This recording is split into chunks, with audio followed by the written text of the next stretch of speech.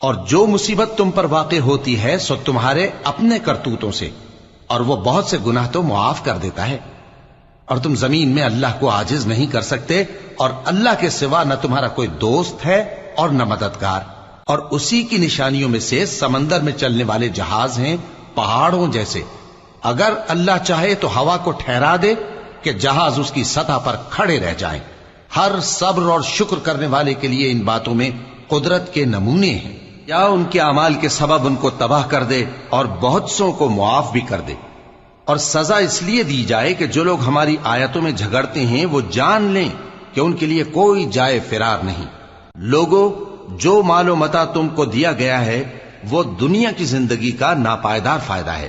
اور جو کچھ اللہ کے ہاں ہے وہ بہتر اور باقی رہنے والا ہے، یعنی ان لوگوں کے لیے جو ایمان لائے اور اپنے پروردگار پر بھروسہ رکھتے ہیں، اور جو بڑے بڑے گناہوں